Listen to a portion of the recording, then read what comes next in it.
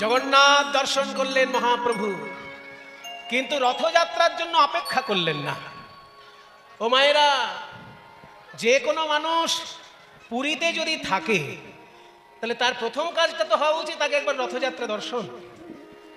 কি বলেন? মনে করুন আপনি চাকরি পেয়েছেন পুরীতে, এমন একটা চাকরি পেয়েছেন পুরীতে আপনার পোস্টিং, তাহলে আপনার জীবনের পুরীতে প্রধান কাজটা কি হওয়া উচিত? একবার রথযাত্রাটা দেখা।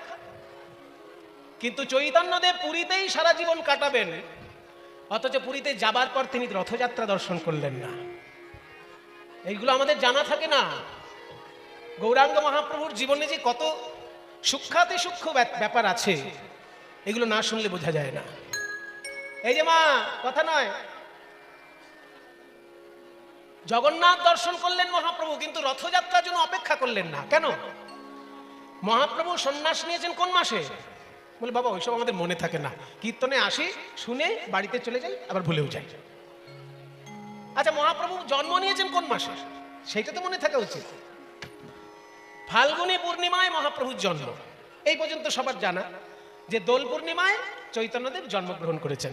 কিন্তু সন্ন্যাস নিয়েছেন কোন মাসে সেটা তো জানা নেই। তাহলে জেনে নেন, 24 বৎসরের যেই শেষ মাঘ মাস, তাহার শুক্ল পক্ষে প্রভু করিলেন সন্ন্যাস। হ্যাঁ, 24 বৎসরের যেই শেষ মাঘ মাস, তাহার শুক্লপক্ষে প্রভু করিলেন সন্ন্যাস। এইটুকু শুধু মুখস্থ রাখবেন যে মহাপ্রভুর যখন 24 বছর বয়স হয়েছে, সেই বয়সের মাঘ মাসে শুক্লপক্ষে তিনি সন্ন্যাস গ্রহণ করেছেন।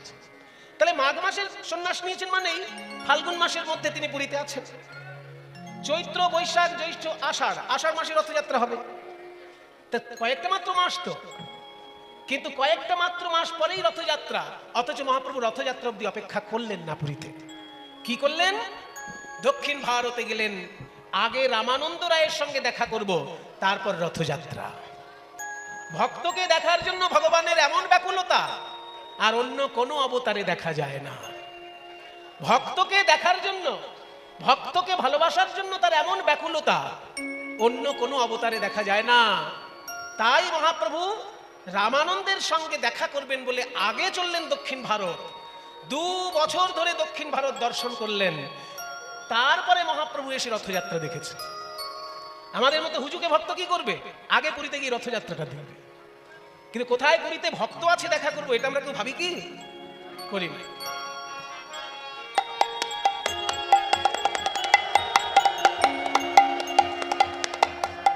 জয় জগন্নাথ স্বামী নয়ন পথগামী ভব তুমি জগন্নাথ পথগামী ভব তুমি।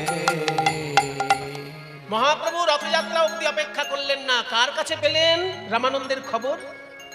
এমন একজন লোকের কাছে পেলেন, তিনি মহাপ্রভুর কাছে খুব মাননীয়। কারণ মহাপ্রভুর যিনি শিক্ষক, তারও শিক্ষক তিনি হচ্ছেন সার্বভৌম ভট্টাচার্য।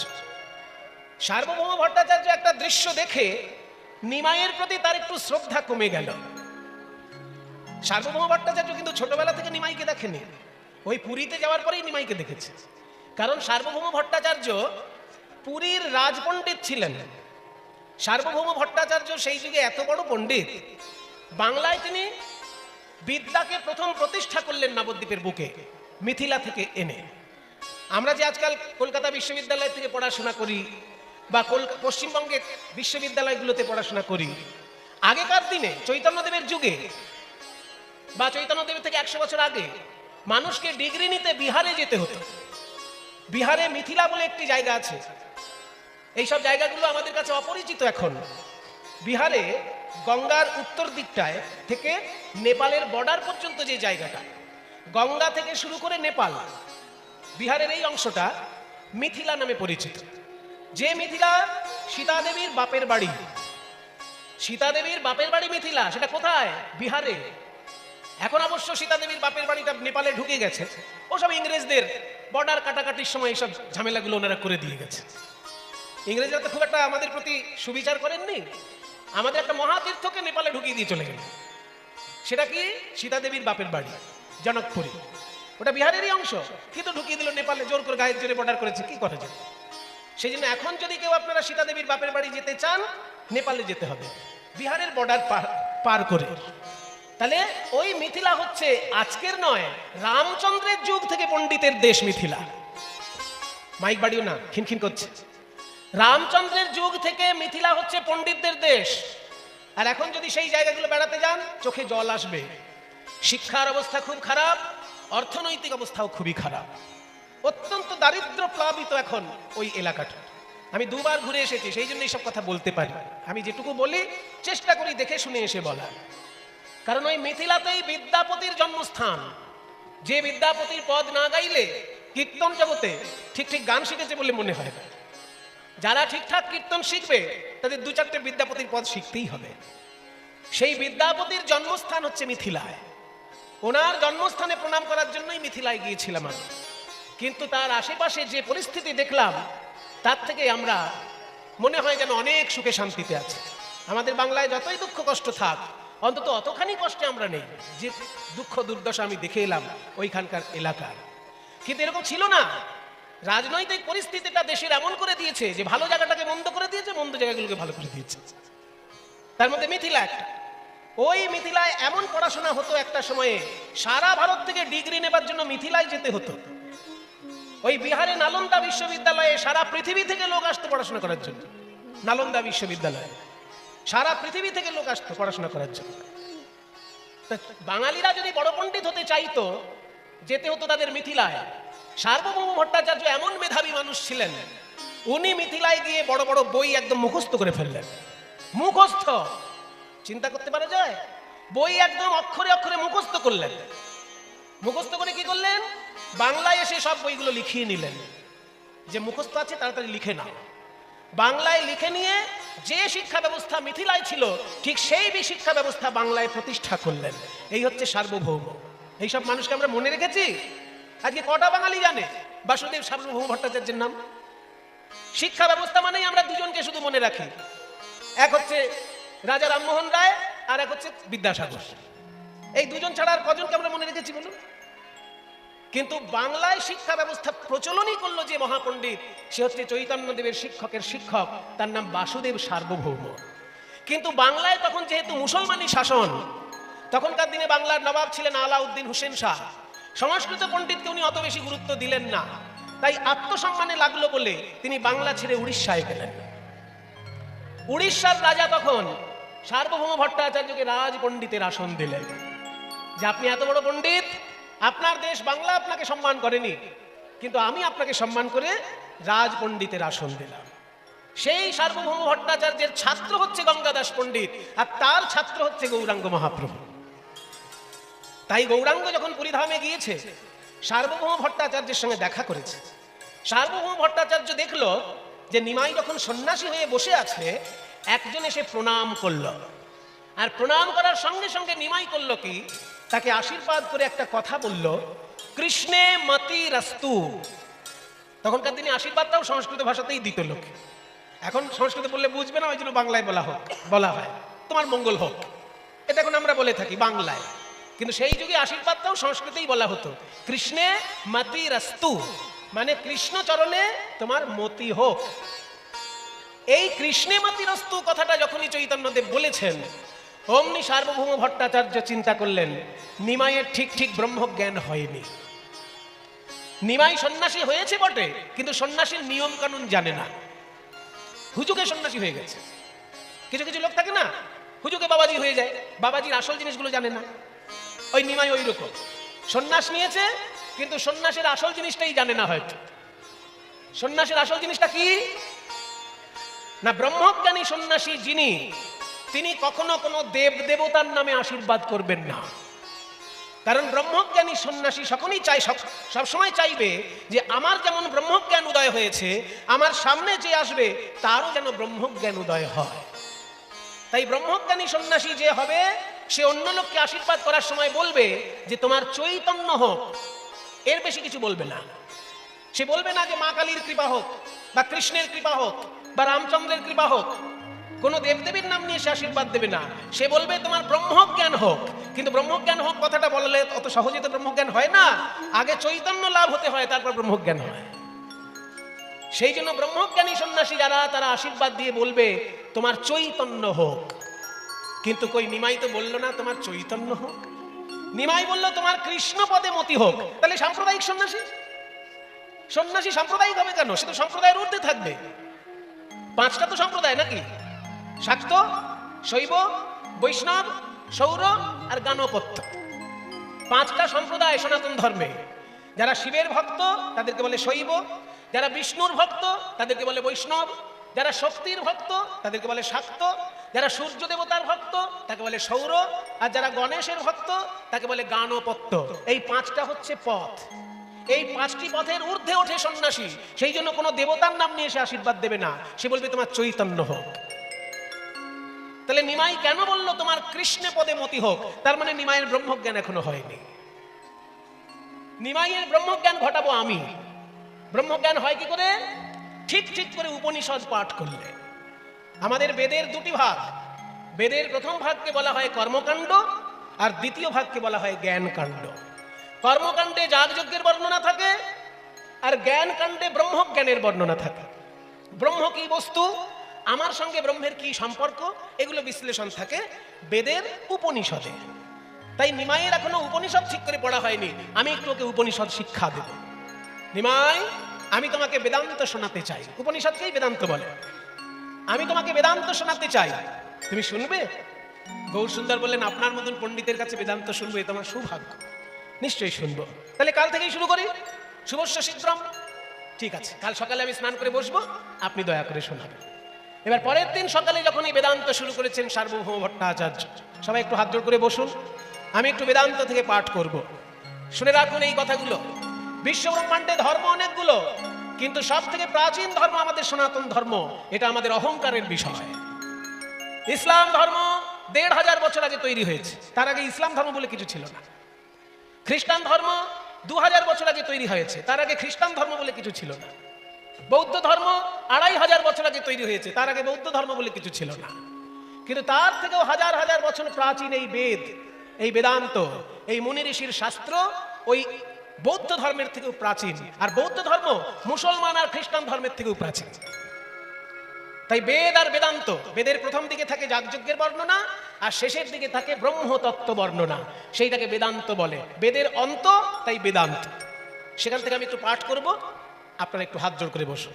ওম শৃণ্বন্তু বিশ্বে অমৃতস্য পুত্রাঃ আয়ে ধামানি দিব্যানি তস্থু বেদাহমেতং পুরুষং মহন্তম আদিত্যবর্ণং তমসঃ পরস্তাদ তমেব বিদিত্বা অতিমৃত্যুমেতি নান্যঃ পন্থা বিদ্যতে यनाय ईशावास्यमिदं सर्वं यत्किञ्च जगत्यां जगत् तेन त्यक्तेन भुञ्जीथाः मा गृधः कस्य स्वीधनम्।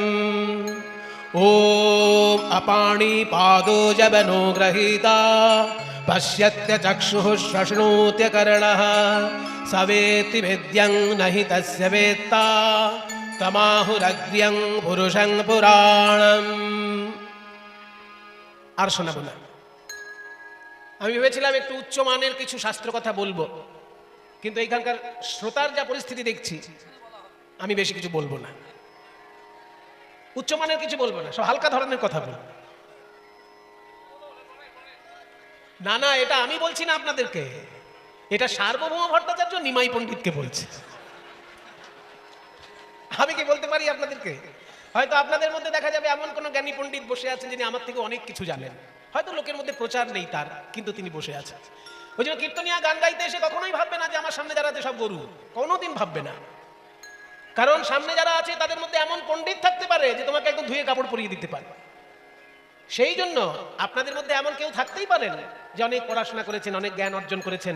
জ্ঞান অর্জন যদি নাই করে থাকেন, ভালো সাধু সঙ্গ করেছেন। রামকৃষ্ণদেব কি পড়াশোনা জানতো? কিন্তু সেই যুগের পণ্ডিতদেরকে তিনি একদম মাথার ঘাম ছুটিয়ে দিয়েছিলেন। কাজে পড়াশোনা জানলেই যে সে যে ব্রহ্মজ্ঞানী হবে তার কোনো মানে নেই। পড়াশোনা না জানলেও লোকে ব্রহ্মজ্ঞানী হতে পারে। আমি আপনাদেরকে বলছি না, সার্বভৌম বলছেন নিমাইকে যে নিমাই, অনেক ব্রহ্মজ্ঞানের কথা বলবো ভেবেছিলাম, কিন্তু তোমার অবস্থা দেখে আমার বলতে ইচ্ছে করছে না। কেন পণ্ডিত মশাই? আর কেন? আমি তখন থেকে বেদান্ত পাঠ করছি আর তুমি চুপটি করে বসে আছো, মাথাও নাড়াচ্ছ না, বুঝতে পারছো কি পারছো না কিছুই বলছো না, শুধু শুনে যাচ্ছ। পণ্ডিত মশাই, আপনি তো আমাকে শুনতে বলেছেন, কিছু বলতে বলেছেন? শুনতে বলেছেন তাই শুনছি, যদি বলতে বলেন তো আমার অনেক কিছু বলার আছে। হ্যাঁ, তো বলতে বলছি, বলো তুমি এতক্ষণ যা শুনলে কি বুঝলে? বলে এতক্ষণ যা শুনলাম, সংস্কৃত পড়াশোনা আপনিও করেছেন আর আপনার কৃপায় আমিও একটু করেছি, তবে যা বুঝলাম, আপনি যখন মূল বেদান্ত পাঠ করছেন সেগুলো ঠিক আছে, কিন্তু যখনই ব্যাখ্যা করছেন সেখানে ভুল হয়ে যাচ্ছে। হ্যাঁ, কি বলতে চাইছো তুমি? আমি বলতে চাই, আপনি বললেন যে যিনি ব্রহ্ম তিনি জীব, ব্রহ্ম আর জীবকে আপনি এক করে দিচ্ছেন। ব্রহ্ম সচ্চিদানন্দ দিয়ে তৈরি, আর জীবের প্রাণ, জীবের আত্মা সচ্চিদানন্দ দিয়ে তৈরি। ব্রহ্ম হচ্ছে সচ্চিদানন্দের সাগর, আর জীব হচ্ছে সচ্চিদানন্দের বিন্দু। সিন্ধু আর বিন্দু আলাদা নয়, দুটোই এক। আপনি এটাই তো বলতে চাইলেন? হ্যাঁ, এটাই শঙ্করাচার্যের মত। বলছে এটা বললেন, কিন্তু এটা ঠিক নয়। সাগর আর বিন্দু কখনো এক হতে পারে না। সাগরেও নোনা জল থাকে, আর সাগর থেকে এক ঘটি জল নিয়ে আসলে সেটাও নোনা জলই হয়, কিন্তু সাগরের ক্ষমতা আর ওই এক ঘটি জলের ক্ষমতা কি এক? সাগরের মধ্যে একটা বড় তিমি মাছ অনায়াসে খেলা করতে পারে, এক ঘটি জলের মধ্যে তিমি মাছ কি করবে? আর এক ঘটি জল আপনি বালি দিয়ে ভর্তি করে দিলে জল আর খুঁজে পাবেন না, কিন্তু সাগরকে কোনোদিন বালি দিয়ে ভর্তি করতে পারবেন? কাজে নোনা জলের সাগর আর নোনা জলের এক বিন্দু, দুটোই তত্ত্বগত এক ঠিকই, কিন্তু বহিঃপ্রকাশে তারা এক নয়। ওই জন্য আপনাকে স্বীকার করতে হবে যে জীব এবং ব্রহ্ম দুটো এক বটে, আবার এক নয়। আপনি শুধু দুটোকে এক করে বলে ছেড়ে দিলে হবে না, দুটো এক, কারণ দুটোই সচ্চিদানন্দ, কিন্তু দুটোর মধ্যে ভেদও আছে। ঈশ্বর হচ্ছে মায়ার অধীশ্বর, আর জীব হচ্ছে মায়ার দাস। একজন মায়ার মালিক আর একজন মায়ার দাস, এই দুজন কি কখনো এক হয়? মায়াধীশ মায়া বশ, ঈশ্বরে জীবে ভেদ, হেন জীব ঈশ্বর সহ কহত অভেদ। যখনই এই কথা বলেছেন অমনি সার্বভৌম চমকে উঠলেন। আমার মুখের উপর আজ অব্দি এত বড় কথা কেউ তো বলতে পারেনি। আমি সারা জীবন মুখস্থ বিদ্যা পড়িয়ে এসেছি ছাত্রদেরকে, নিমাইয়ের মতন কেউ তো বলেনি যে আপনি যা বলছেন সেটাই শেষ কথা নয়, তারপরে আরো কথা আছে। নিমাই, তুমি কে? আজকে আমি তোমাকে নতুন রূপে দেখছি। তুমি কি তাহলে সত্যিই সেই গোলকের হরি? আমাকে কি কৃপা করতে এসেছো? সেই সময় সার্বভৌম ভট্টাচার্যকে গৌরহরি দেখিয়েছিলেন ষড়ভুজ রূপ। ঊর্ধ্ব হস্তে ধনুর্বাণ, মধ্য হস্তে বাঁশি, ঊর্ধ্ব হস্তে ধনুর্বাণ, মধ্য হস্তে বাঁশি।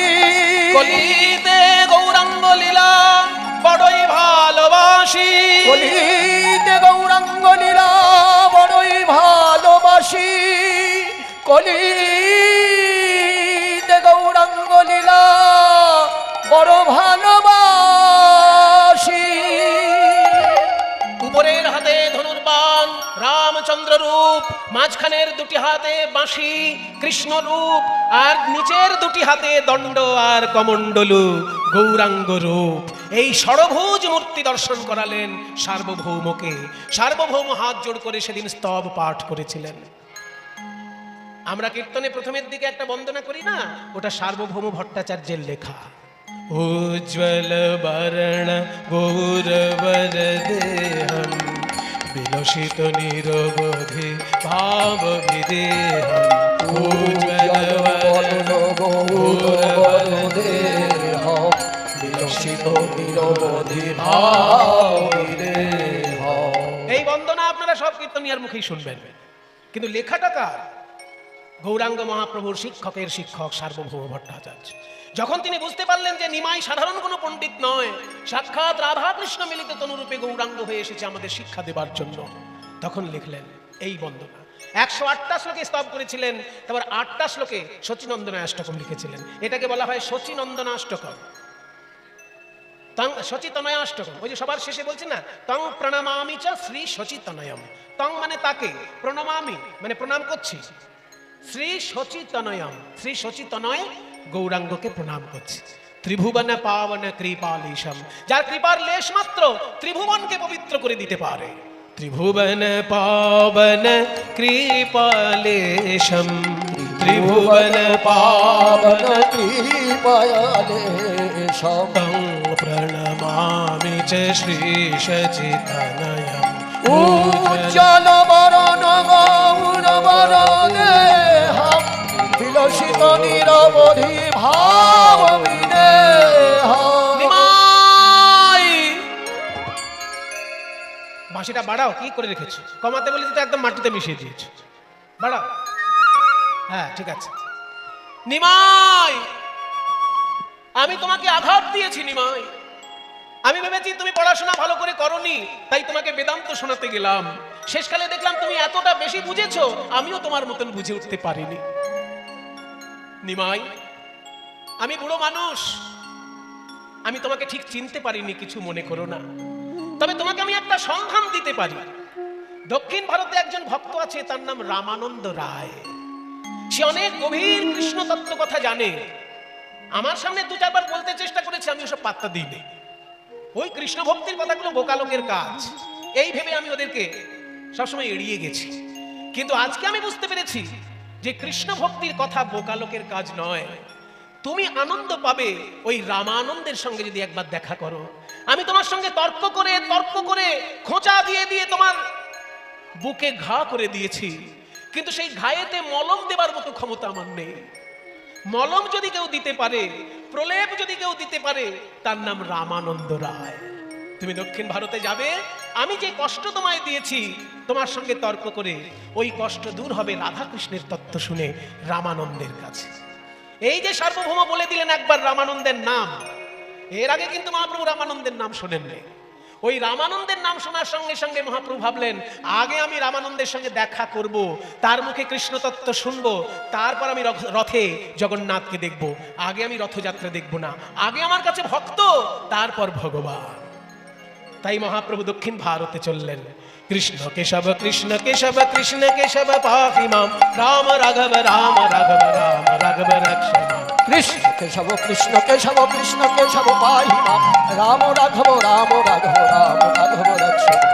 কৃষ্ণ কেশব কৃষ্ণ কেশব কৃষ্ণ কেশব পাহি মাম, কৃষ্ণ কেশব কৃষ্ণ কেশব পাহি মাম, রাম রাঘব রাম রাঘব রাম রাঘব রক্ষ মাম। রাম রাঘব রাম রাঘব রাম রাঘব রক্ষ মাম। হে কৃষ্ণ করুণা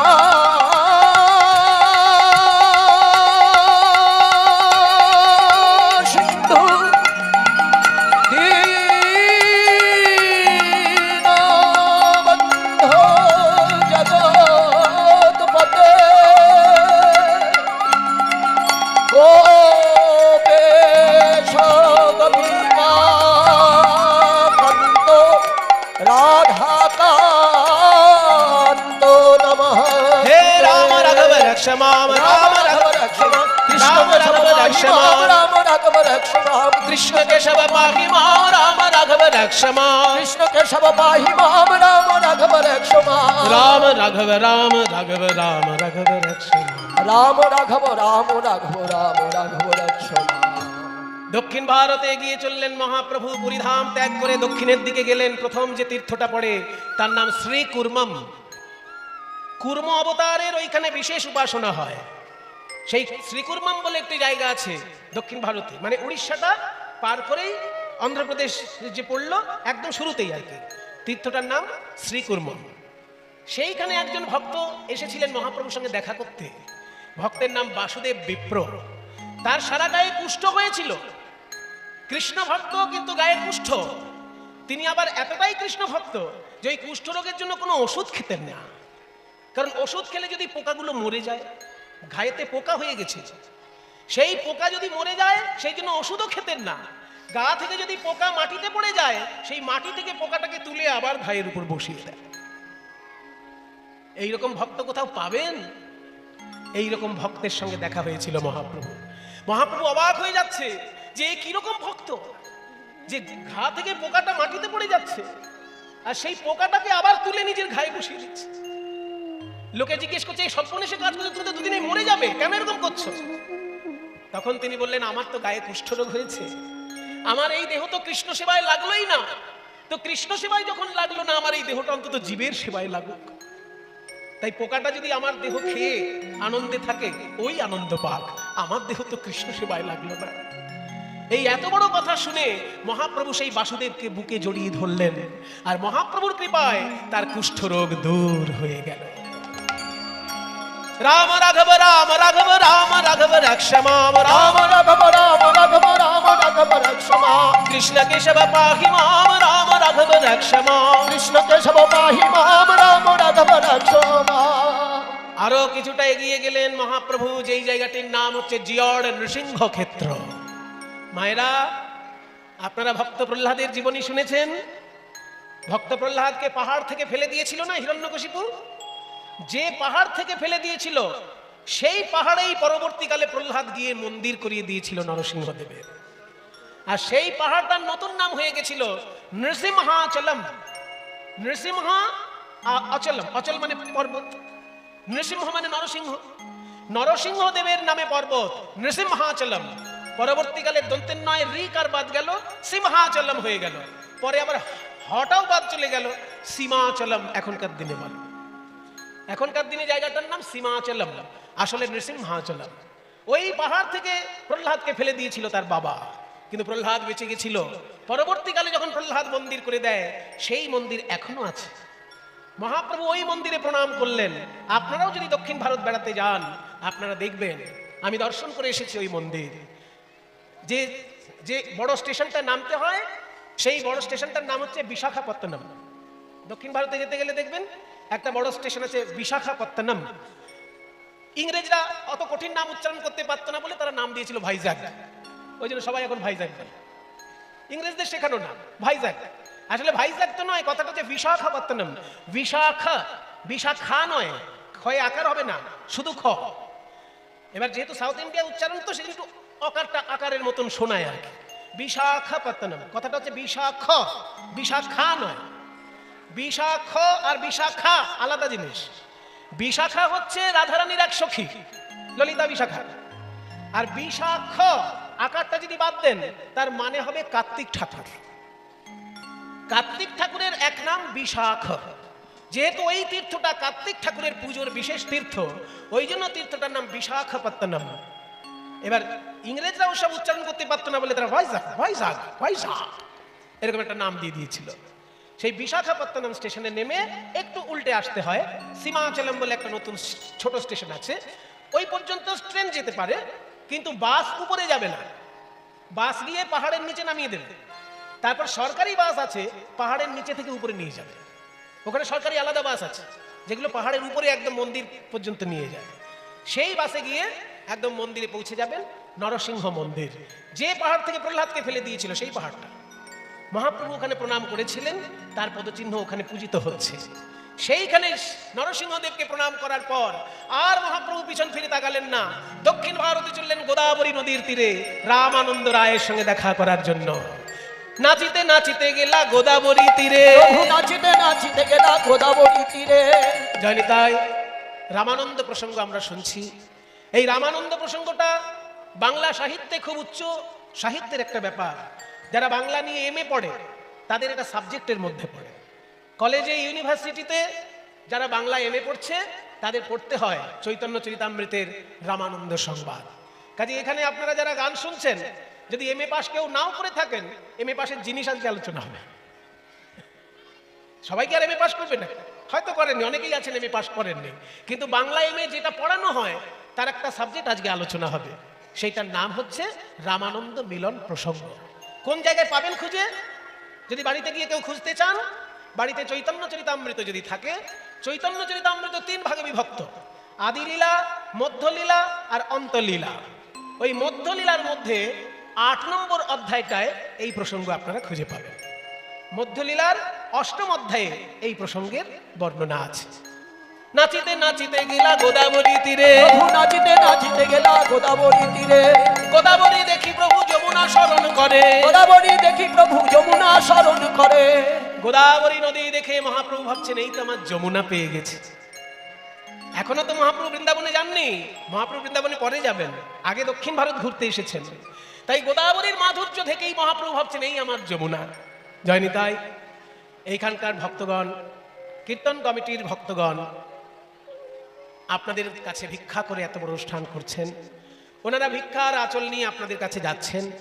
যে যেমন পারবেন প্রাণ ভরে গৌর গোবিন্দ সেবায় দান করবেন। গোবিন্দ সেবার উদ্দেশ্যে যদি কেউ মন দিয়ে কিছু দান করে, সেই দান আপনারা কেমন ভাবে যে ফেরত পাবেন সেটা ভাবতেও পারবেন না। গোবিন্দ চরণে দান করলে কোনোদিন তাকে পিছন ফিরে তাকাতে হয় না।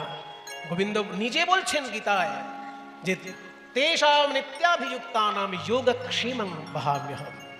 তারা যা পাবে তা তো আমি দেবই, যেটা তাদের পাবার কথা নয় সেটাও আমি তাদেরকে দেব, যারা এক মনে আমাকে ভালোবেসে আমাকে ডাকবে। এটা ভগবানের নিজের কথা। ওনারা যাচ্ছেন ভিক্ষার আঁচল নিয়ে, যে যেমন পারবেন দান করবেন। গোদাবরী নদী দেখে মহাপ্রভু ভাবছেন এই তো আমার যমুনা। ওরে নীল যমুনার জল বল রে মোরে বল, কোথায় ঘন শ্যাম আমার কৃষ্ণ ঘন শ্যাম। ওরে নীল যমুনার জল বল রে মোরে বল, কোথায় ঘন শ্যাম আমার কৃষ্ণ ঘন মায়ের কুলধ্বনি দাও। ওরে নীল যমুনার জল।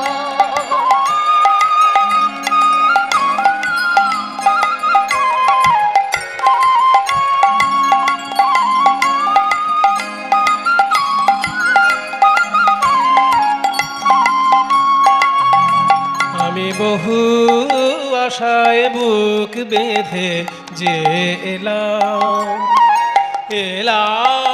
ব্রজধাম আমার কৃষ্ণ ঘন শ্যাম। ওরে নীল যমুনার জল বল রে মোরে বল, কোথায় ঘন শ্যাম আমার কৃষ্ণ ঘন শ্যাম। ওরে নীল যমুনার জল। কোন কুলে কোন বনের মাঝে আমার কানুর বেনু বাজে, বাজে বৃন্দাবনে, বাজে বৃন্দাবনের কোন পথে তার দুপুর অবিরাম। ওরে নীল যমুনার জল বল রে মোরে বল, কোথায় ঘন শ্যাম আমার কৃষ্ণ ঘন শ্যাম। ওরে নীল যমুনার জল। যমুনা যেন বলছে গৌর হরি, মানুষ কথা বলতে পারে, আমি তো নদী, আমি কি কথা বলতে পারি? তোমার কৃষ্ণ কোথায় তুমি মানুষকে জিজ্ঞেস করো। গৌর সুন্দর বলছেন ওরে যমুনা, গঙ্গা সিন্ধু নর্মদা কাবেরী যমুনা ওই বহিয়া চলেছে আগের মতো, কই রে আগের মানুষ কই। দাপর যুগের যমুনা কলিযুগেও বইছে, কিন্তু দাপর যুগের মানুষ কোথায় পাবো? সেই জন্যই তোকে জিজ্ঞেস করছি, বল। আমি জিজ্ঞেস করিনি তা নয়, আমি যখন কাউকে জিজ্ঞেস করেছি আমার কৃষ্ণ কোথায় বলতে পারো, সে আমার মুখের দিকে তাকে হয় আমাকে পাগল ভেবেছে, নয় আমাকে মহাপুরুষ ভেবেছে, কিন্তু কেউ উত্তর দিতে পারেনি। যখন সুধাই ব্রজের দ্বারে ধারে কৃষ্ণ কোথায় বল, কেন কেউ কহে না কথা হেরে সবার চোখে জল। সুধাই ব্রজের পথে পথে কৃষ্ণ কোথায় বল, কেন কেউ কহে না কথা হেরি সবার চোখে জল। রে মামা গারে রে পামা পারে পামা গারে রে নিদানি পদ মপ মপদ মা গারে রে নিদানি পদ মপদ রে নিদানি পদ মপদ মা গারে রে রে মামা পাপা নি নি সা সা নি সা পানি সা রে মাগা রে নি সা রে মাগা রে রে গা মা পা পা মাগা রে গা রে সা রে সা নি দ পা দ প মা প মা গা রে সা সা সা রে রে রে মামা মা পাপা পা নি নি সা নি সা সা সা রে রে মামা পাপা নি নি সা সা সা রে রে মামা পাপা নি নি সা ওরে বল রে আমার শ্যামল কোথায়, কোন মথুরা, কোন দ্বারকা। যমুনা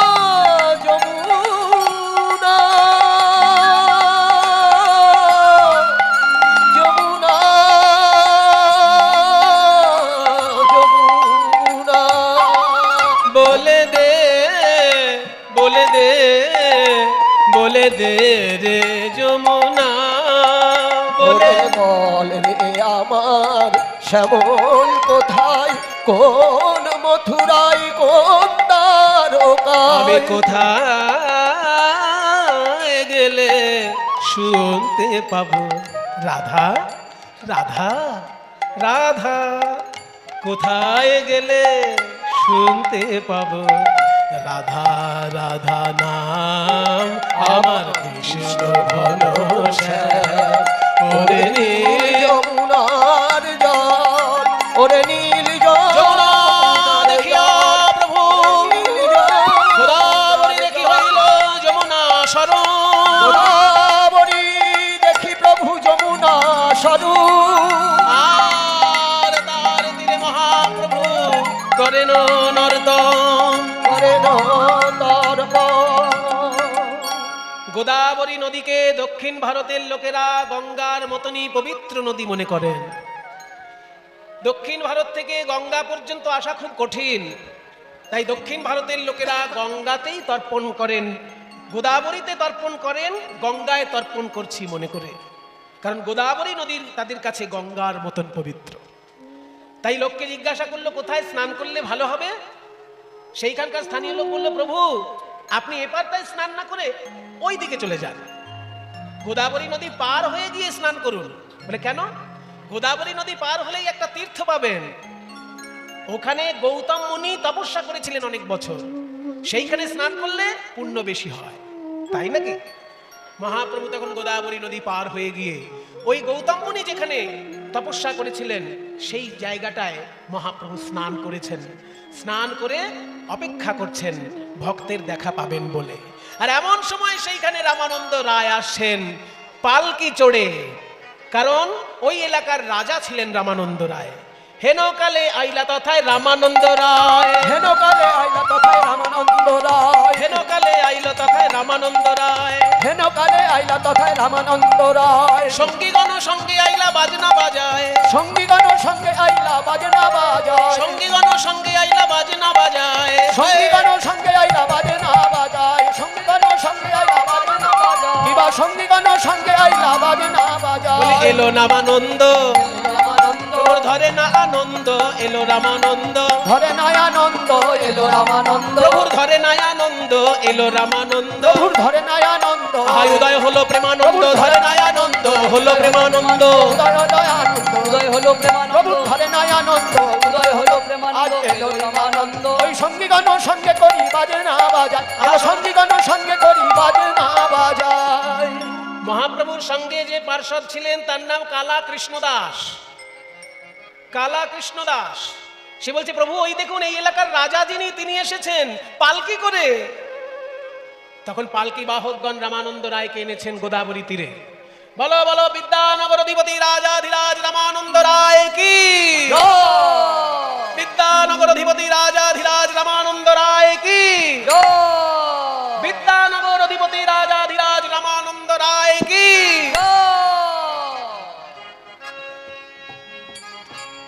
পালকির দরজা খোলা হচ্ছে, সবাই সাবধান। রাজা রামানন্দ রায় পদার্পণ করছেন গোদাবরী নদী তীরে। পালকির দরজা খুলে রামানন্দ রায় আসলেন নদী তীরে। এই অঞ্চলের তখনকার দিনে নাম ছিল বিদ্যানগর, কিন্তু এখনকার দিনে ওখানে বিদ্যানগর নামটা নেই।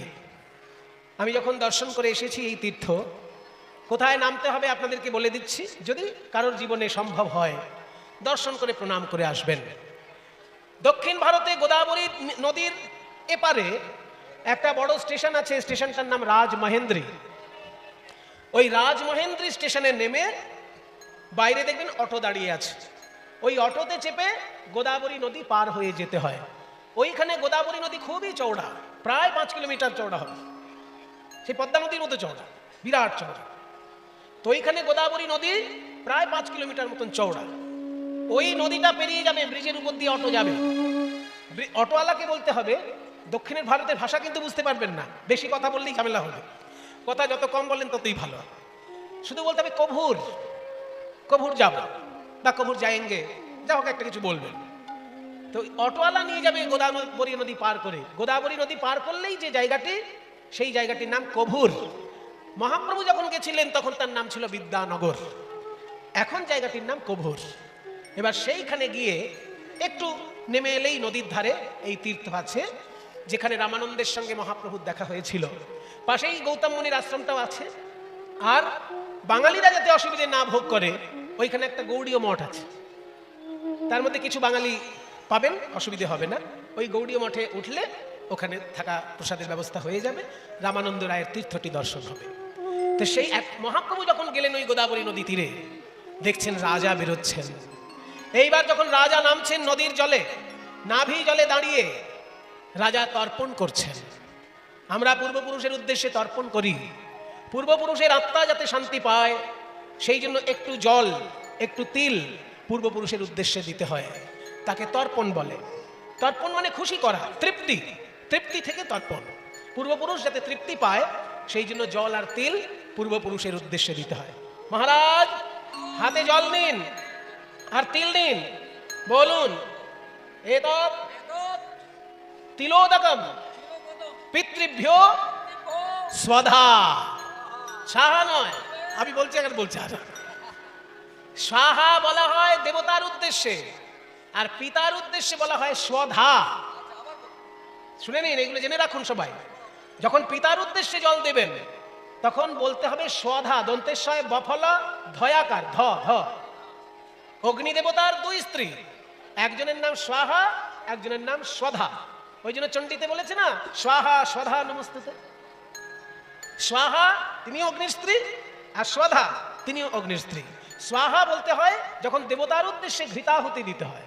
যজ্ঞে যখন দেবতার উদ্দেশ্যে ঘৃতাহুতি দেওয়া হয়, ওম অগ্নিমীলে পুরোহিতম যজ্ঞস্য দেবম ঋত্বিজম হোতারম রত্নধাতমম ওম অগ্নয়ে স্বাহা ইদম অগ্নয়ে।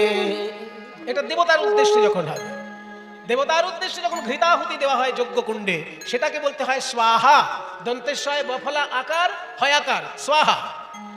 আর পিতার উদ্দেশ্যে যখন জল তিল দিতে হয়, সেটাকে বলা হয় পিতৃভ্যো স্বধা, দন্তেশ্বয় বফলা ধয়াকার, স্বধা। আরো আশ্চর্য গোপন কথা একটা বলে রাখি, এই স্বধা শব্দটাই ইরানে একটু ঘুরে ফিরে খোদা শব্দটা উচ্চারিত হয়েছে। মুসলমানরা যে আল্লাহর উদ্দেশ্যে খোদা বলে না, ওই খোদাটা কিন্তু আরবি শব্দ নয়, ইরানি শব্দ, পার্সি শব্দ। পার্সি মানে ইরানি, ইরানের ভাষাকে পার্সি ভাষা বলা হয়। পার্সি ভাষা আসলে সংস্কৃত ভাষা। পার্সি ভাষার মূল যদি খুঁজতে চান তাহলে বৈদিক সাহিত্যের সঙ্গে মিলে যায়। পার্সি ভাষার শব্দগুলো বৈদিক সাহিত্যের, সেই জন্য স্বধা মানে পিতা, তারা আল্লাহকে পিতা হিসেবে চিন্তা করে খোদা বলছে। আসলে ওটা সংস্কৃত থেকে এসেছে। স্বধা সেটাই ইরানে পার্সি ভাষায় খোদা হয়ে গেছে। আল্লাহ এবং খোদা একই বস্তু, একই ঈশ্বর মুসলমানদের কাছে। আল্লাহ শব্দটা আরবি, খোদা শব্দটা পার্সি। আল্লাহ শব্দটা সৌদি আরবের, আর খোদা শব্দটা ইরানের। আর ইরান কিন্তু মূলত বৈদিক সাহিত্যের দেশ। ইরানের মূল ভাষা বেদের ভাষার সঙ্গে এক। এইগুলো জেনে রাখা দরকার প্রত্যেকটি মানুষের, যে খোদা শব্দটা কিন্তু বেদের থেকে এসেছে। বেদে ভগবানকে খোদা বলা হয়েছে, স্বধা বলা হয়েছে। পিতার উদ্দেশ্যে যখন স্বধা শব্দটা উচ্চারণ করা হয়, সেই স্বধা থেকে খোদা শব্দটা ইরানে উৎপন্ন হয়েছে। ঘুরে ফিরে তারা কিন্তু বেদের কথাই মানছে, অথচ বেদ বিরোধিতা করছেন অনেকে ভুল করে। সেই জন্য আমাদের বড় অহংকার। ভারতবাসীর এটা গর্বের বিষয় যে পৃথিবীর কাছে ঈশ্বরের কথা প্রথম শুনিয়েছেন ভারতের মুনি ঋষিগণ। কারণ ইসলাম ধর্মের কোরআন ১৫০০ বছরের বেশি পুরনো নয়, খ্রিস্টানদের বাইবেল ২০০০ বছরের বেশি পুরনো নয়, বৌদ্ধদের ত্রিপিটক ২৫০০ বছরের বেশি পুরনো নয়, কিন্তু বেদ বেদান্ত আরো হাজার হাজার বছর প্রাচীন মুনি ঋষির সাহিত্য। কাজে সেইটা পৃথিবীর মধ্যে সবার উপরে স্থান পায়। ঐতিহাসিকদের কাছে বেদের শাস্ত্র সবার উপরে স্থান, তারপরে অন্যান্য সমস্ত সাহিত্য। ঐতিহাসিকদের কাছে বলছি, মানুষের কথা আমি বলছি না, ঐতিহাসিক গবেষক যারা, তারা এইসব কথা বলেছেন। সেই জন্য পিতার উদ্দেশ্যে যখন কিছু সমর্পণ করবেন সেটাকে বলতে হবে স্বধা। বলুন, এতৎ তিলোদকম পিত্রে স্বধা। স্বধা ভালো করে বলুন। রোজ করার অভ্যাস নেই তো, ওই কালে ভদ্রে একবার করে ওই জন্য। তর্পণ এমন একটা জিনিস রোজ করতে হয়, ব্রাহ্মণদের একটা নিয়ম। এবার ব্রাহ্মণটা পালন করতে পারেন না, কেউ সময় পান না, আর কেউ জানেন না। হয় সে জানে না, নয় সময় পায় না, যে কোনো একটা তো হবে। হয় জানেই না যে প্রতিদিন তর্পণ করতে হয়, কিংবা সময় পায় না প্রতিদিন তর্পণ করার। কিন্তু এটা ব্রাহ্মণের নিয়ম যে যখনই আহ্নিকে বসবে সে পিতা ঠাকুরদাদা পূর্বপুরুষের উদ্দেশ্যে তর্পণ করবে। ওই জন্য বলা হয় আব্রহ্ম ভুবনাল লোকা দেবর্ষি পিতৃ বান্ধবা তৃপ্যন্ত পিতর সর্বে মাতৃ মাতা মহাদয়। সবাইকে একসঙ্গে স্মরণ করা হয় তর্পণে। আব্রহ্ম ভুবনাল লোকা মানে ব্রহ্মা থেকে শুরু করে ভুবন পর্যন্ত যত লোক আছে সবাই যেন আমার জলের দ্বারা তৃপ্তি লাভ করে। আব্রহ্ম ভুবনাল লোকা দেবর্ষি পিতৃ মানবা, দেবতা ঋষি পিতা এবং মানুষ সবাই যেন আমার জলের তর্পণে শান্তি পায়। তৃপ্যন্ত পিতর সর্বে, আমার পূর্ব পিতাগণ মানে আমার বাবা ঠাকুরদা, তার বাবা, তার বাবা, তার বাবা, পিতৃগণ সবাই তৃপ্তি লাভ করুক। তৃপ্যন্ত পিতর সর্বে মাতৃ মাতা মহোদয়। এখানে মায়ের দিকটাও টেনে নেওয়া হলো যে মায়ের বাবা, তার বাবা, তার বাবা, তার বাবা, তারাও যেন আমার এই জলের দ্বারা তৃপ্তি লাভ করে। মাতৃ মাতা মহাদয়, এই হচ্ছে তর্পণের মূল মন্ত্র। আরো একটা সংক্ষিপ্ত মন্ত্র আছে যে আব্রহ্ম স্তম্ভ পর্যন্ত তৃপ্যন্তু। আব্রহ্ম স্তম্ভ পর্যন্ত মানে ব্রহ্মা থেকে শুরু করে একদম তৃণলতা পর্যন্ত সবাই যেন আমার এই তর্পণের জলে তৃপ্তি লাভ করে, তৃপ্তি লাভ করে, তৃপ্তি লাভ করে। যখন এরকম তর্পণ পড়িয়ে দেওয়া হলো, তারপরে রামানন্দ রায় বলছে, ঠাকুরমশাইগণ আপনাদের পড়ানো হয়েছে তর্পণ? হ্যাঁ হয়ে গেছে। হ্যাঁ গেছো, এনাদের ঠিক ঠিক দক্ষিণা দিও। এবার ঠাকুরমশাই আপনারা উপরে উঠুন, আমার একটু ব্যক্তিগত কাজ আছে। ওমা, ব্যক্তিগত কি কাজ? বলে এতক্ষণ আপনারা পিতার তর্পণ করালেন, পিতা মহর তর্পণ করালেন, কিন্তু জগৎ পিতার তর্পণ তো হলো না। তো এবার আমি একটু নিজে নিজে জগৎ পিতার উদ্দেশ্যে তর্পণ করব। বাবা ঠাকুর দাদা পূর্বপুরুষের উদ্দেশ্যে যখন জল দিতে হয় সেই জলের সঙ্গে তিল দিতে হয়, কিন্তু জগৎ পিতাকে যখন জল দিতে হয় সেই জলের সঙ্গে তুলসী দিতে হয়। তাই বলে মাধব হে ওহে রাধা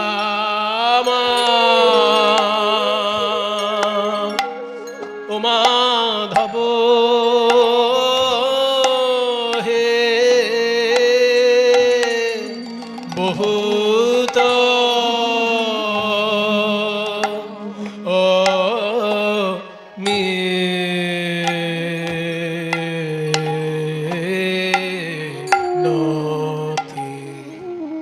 বহুত মিনতি করু তো হে ও হে রাধা রাধা মাধব হে এই নিবেদন তব পায় হে ও হে রাধা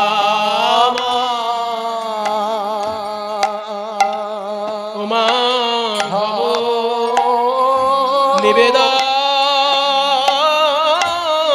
তব পায় হে আমি ওই চরণে নীলাম নিবেদন তব পায় আমায় চরণ ছাড়া করো না হে নিবেদন তব পায় চরণ ছাড়া করো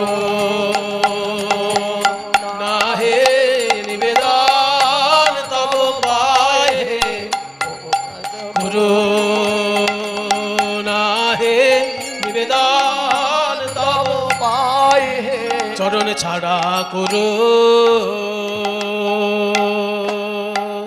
করুণা হে নিবেদন তব পায় হে ওহে রাধা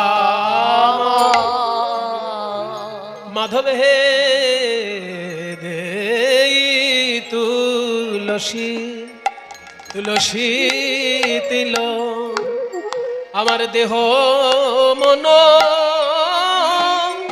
সমন পলু দে লসি দিল আমার দেহ মন সমর বলু দয়া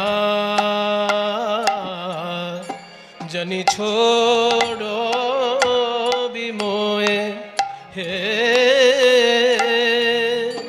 মাধব দেখো আমায় দয়া ছেড়ো না হে আমায় দয়া ছেড়ো না হে ওহে মাধব আমি চির অপরাধী বলে ওগো মাধব তোমার শ্রীচরণে চির অপরাধী বলে মাধব তোমার শ্রীচরণ আমি চির অপরাধী ওহে মাধব গৌর হরি বল। তোমার শ্রীচরণে অপরাধী ওহে মাধব তোমার শ্রীচরণে চির অপরাধী বলে মাধব তোমার শ্রীচরণে চির অপরাধী বলে হে মাধব তোমার শ্রীচরণে আমায় দয়া ছেড়ো না হে ওই দেখ বাবা মায়ের উদ্দেশ্যে তর্পণ করেছে যখন জল আর তিল দিয়েছে, তারপরে গোবিন্দের উদ্দেশ্যে তর্পণ করছে জল আর তুলসী দিয়ে। এতে বোঝা গেল এই হচ্ছে রামানন্দ রায়।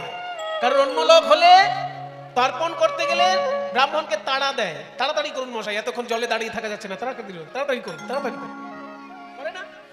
যারা তর্পণ পাঠ করতে গেলে নদীতে কি দেখা যায়, ঠাকুর মশাই যদি একটু বেশি সময় নিয়ে মন্ত্র বলে তখন বলে আরে বাবা তর্পণটা তাড়াতাড়ি করুন। কিন্তু এই দেখো রামানন্দ রায়, ব্রাহ্মণরা যা মন্ত্র পাঠ করিয়েছেন ততক্ষণ করেছেন, তারপর ব্রাহ্মণরা চলে যাবার পর আবার নিজে হাত জোড় করে গোবিন্দের উদ্দেশ্যে আলাদা করে তর্পণ করছে। এই না হলে কৃষ্ণ ভক্ত? এইরকম লোকের দ্বারাই তো জগতের কল্যাণ হবে। এইরকম লোক যদি রাজা হয় সেই রাজ্যেরও কল্যাণ হবে। ওই দেখ কি বলছে, গণাইতে দোষ গুণলেশ না পাবি জব তুহু করবি বিচার, তুহু জগন্নাথ জগতে কহায় সি জগ বাহির নহ মুই ছাড়। কি এ মানুষ পশু পাখি কি এ জন্মিয়ে অথবা কীট পতঙ্গে করম বিপাকে গতাগতি পুন মতি রহুতুয়া পরসঙ্গে। যেন ওই চরণে মতি থাকে, যেন ওই চরণে মতি থাকে। আমি যেমন ভাবেই আসি না কেন, পশু পাখি কীট পতঙ্গ আমি যেমন ভাবে আসি না কেন, যেন ওই চরণে মতি থাকে। আহ্বানাই বিদ্যাপতি অতিশয় কাতর ধরাইতে ইহ ভব সিন্ধু তুয়া পদ পল্লব করু অবলম্বন। হে মাধব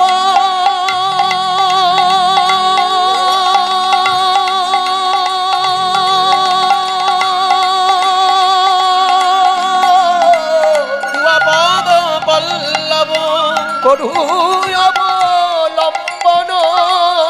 তিলয়াধ দেহ দিন বন্ধু আমায় এক বিন্দু দান করো হে, আমায় এক বিন্দু দান করো হে। তুমি হলে কৃপার সিন্ধু, আমায় এক বিন্দু দান করো হে। মাধব তুমি হলে কৃপা সিন্ধু, এক বিন্দু দানে সিন্ধু ফুরাবে না হে, তুমি হলে কৃপা সিন্ধু, ফুরাবে না হে, তুমি হলে কৃপা সিন্ধু, বিন্দু দানে সিন্ধু ফুরাবে না হে।